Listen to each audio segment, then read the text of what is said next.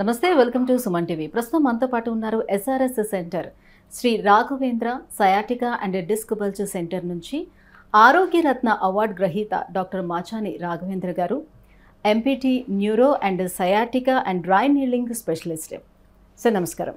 నమస్కారం sir, first of all I congratulate you because Arogya Ratna అనే అవార్డుని మీరు ఇటీవల అందుకున్నారు కాబట్టి. సో ఎందుకు గాను ఆరోగ్య రత్న మీకు వచ్చింది ఏంటి అనేది ఒకసారి మాకు అవార్డుని కూడా చూపిస్తారు. థ్యాంక్ యూ అండి. ఆరోగ్యరత్న అవార్డు ఇటీవలే నాకు సుమన్ ఆర్ట్స్ అండ్ థియేటర్స్ వాళ్ళు ఇవ్వడం జరిగింది. అయితే కల్చరల్ అండ్ ఈవెంట్ ఆర్గనైజేషన్ వీళ్ళది. చాలామంది పేషెంట్స్కు చాలా బాధపడుతున్న వాళ్ళకు ముందు చాలా బాధపడి ఇంట్లో వాళ్ళ పనులు చేసుకోలేకపోయి నా దగ్గరకు వచ్చి బాగా అయిపోవడము. ఆ తర్వాత లైవ్ విజువల్స్ ఉన్నాయి యూట్యూబ్లో. చాలామంది కుంటుకుంటూ నడిచేవాళ్ళు, వాకర్ పట్టుకొని నడిచేవాళ్ళు, ఒకరిని పట్టుకొని సహాయంతో నడిచేవాళ్ళు. అలాంటి వాళ్ళు ట్రీట్మెంట్ తర్వాత ఏ సహాయం లేకుండా, ఎటువంటి నొప్పి లేకుండా చాలా బాగా రికవర్ అయిపోయారు.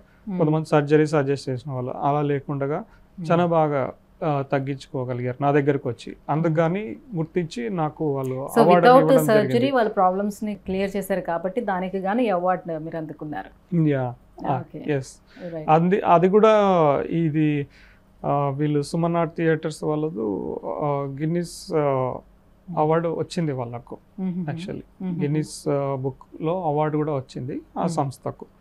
సో వాళ్ళు నాకు ఈ ఆరోగ్యరత్న అన్న బిరుదు ఇవ్వడం, అవార్డు ఇవ్వడం కూడా నాకు చాలా సంతోషంగా అనిపించింది. సో ఇప్పటి వరకు మీరు ట్రీట్ చేసినవన్నీ కూడా వితౌట్ సర్జరీ తోటి ట్రీట్ చేసినవన్నీ చాలా మందికి మీరు ట్రీట్ చేశారు. చాలా మంది ఆరోగ్యవంతులై బయట హ్యాపీగా తిరుగుతూ వస్తున్నారు.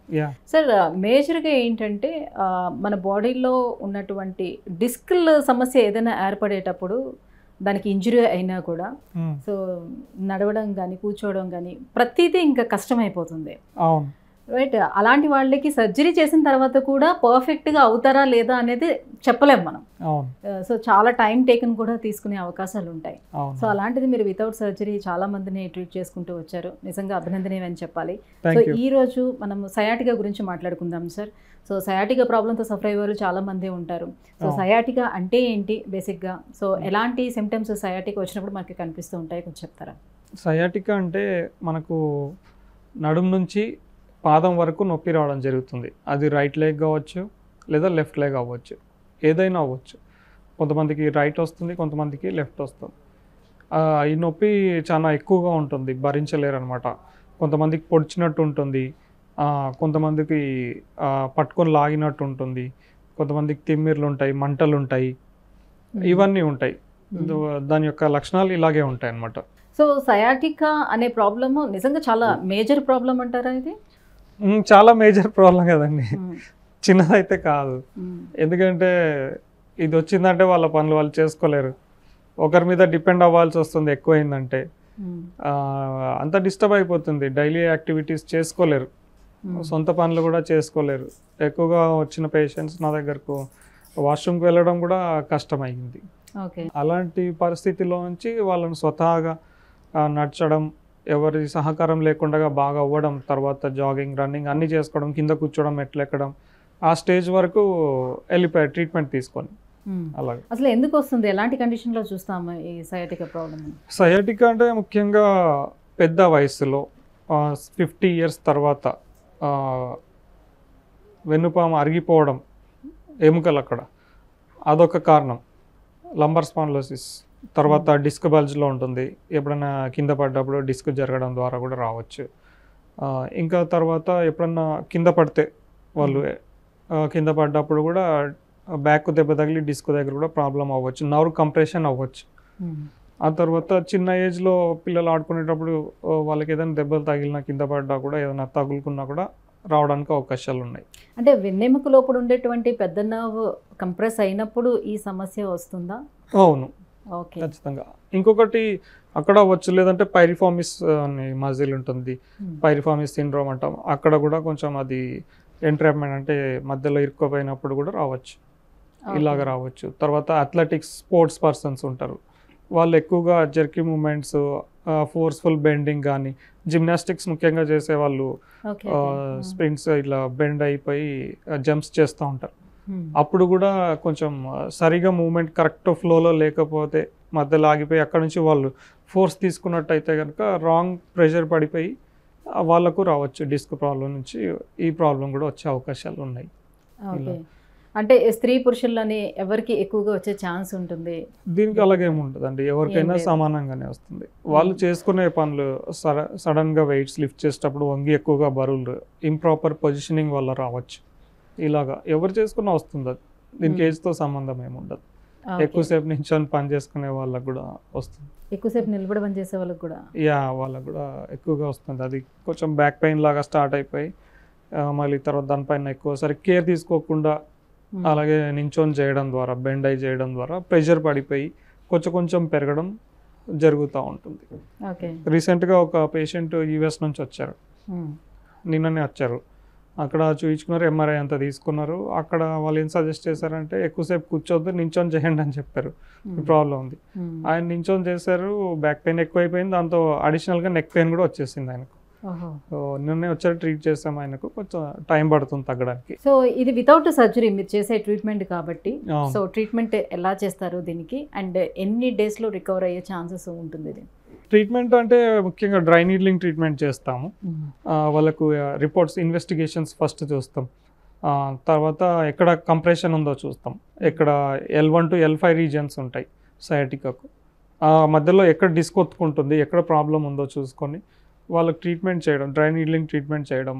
దీనిలో ఎలా అంటే ఎక్కడ ప్రాబ్లం ఉందో అక్కడే ట్రీట్మెంట్ చేస్తాం. అంతవరకు టాబ్లెట్స్ వాడతారు పేషెంట్స్.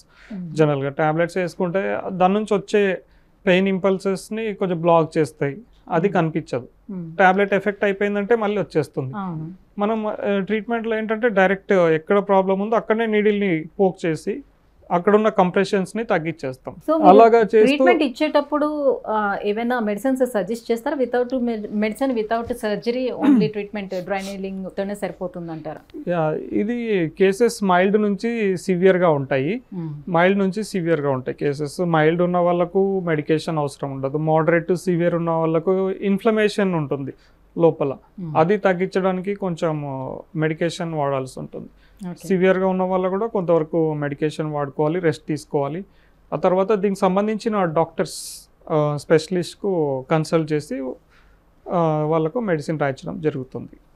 అలాగా దాంతోపాటు రెస్ట్ తీసుకోవాలి, ఎక్సర్సైజెస్ చేయాలి. ఇవన్నీ ఈ ఎక్సర్సైజెస్ ఇవి ఏం చేయాలి అనేది కూడా మీరే సజెస్ట్ చేస్తారు? అక్కడనే పేషెంట్ ట్రీట్మెంట్ చేసిన తర్వాత అక్కడనే ఎక్సర్సైజ్ చూయించి చేయించి ఇంటికి వెళ్ళిపోయి రెస్ట్ తీసుకోవాలని చెప్పేసి తర్వాత మళ్ళీ 15 days వన్స్ రమ్మని చెప్తాం. ఇలాగ 3-4 times విజిట్ చేయాల్సి ఉంటుంది పేషెంట్ మన దగ్గరకు. ఆ తర్వాత కుంటుకుంటూ లేకపోతే నొప్పి ఎక్కువ ఉన్న పేషెంట్ కుంటుకుంటూ వచ్చేవాళ్ళు వీళ్ళంతా ఆఫ్టర్ ట్రీట్మెంట్ కొంతవరకు బాగానే నడుస్తారు. ఇంకా ఎక్కువ ఉన్న వాళ్ళకి అంత తొందరగా కనిపించకపోవచ్చు, కానీ ఇలా ఉన్న వాళ్ళు ఆన్ ది స్పాట్ మనకు వేరియేషన్ కనిపిస్తుంది, డిఫరెన్స్ కనిపిస్తుంది. ఆ లాగడం పీకడం నొప్పి కూడా చాలా మందికి వెంటనే కనిపిస్తుంది. అంతా తగ్గడానికి కొంత సమయం పడుతుంది. సో ఒకసారి తగ్గిన తర్వాత మళ్ళీ వచ్చే ఛాన్స్లు ఏమైనా ఉంటాయా వాళ్ళకి? నేను సిన్స్ 10-15 years నుంచి ట్రీట్మెంట్ చేస్తున్నా పేషెంట్స్కు. చాలా మంది తగ్గిన వాళ్ళకు రిపీట్ అవ్వలేదు. కాకపోతే దీనిలో కీలకం ఏమంటే నేను చెప్పిన ఎక్సర్సైజెస్ జాగ్రత్తలు వాళ్ళు పాటించాలి. అలాగా అవి పాటిస్తూ ఉంటే మళ్ళీ రిపిటేషన్ ఛాన్సెస్ తక్కువ. అంటే కేవలం తగ్గేంత వరకే ట్రీట్మెంట్ జరుగుతున్నంత సేపే సరిపోతుందా ఎక్సర్సైజ్లు అవి? తర్వాత కూడా వాళ్ళు కంటిన్యూ చేసుకోవాల్సిన 3 months కంపల్సరీ చేయాలి. ఆ తర్వాత కూడా కొద్ది రోజులు అప్పుడప్పుడు వాళ్ళు ఎప్పుడు వీలు కుదిరితే అప్పుడు డైలీ ఒక 5 minutes 10 minutes అంతే పడుకొని చేసే ఉంటాయి ఎక్సర్సైజెస్ అంటే సపరేట్గా, అలా చేసుకుంటే సరిపోతుంది. మీరు ట్రీట్ చేసినటువంటి పేషెంట్ ఎవరిదైనా సరే టెస్టిమోనియల్ ఒకటి మాకు చూపిస్తారా? ఓకే, ఖచ్చితంగా చూపిస్తాం.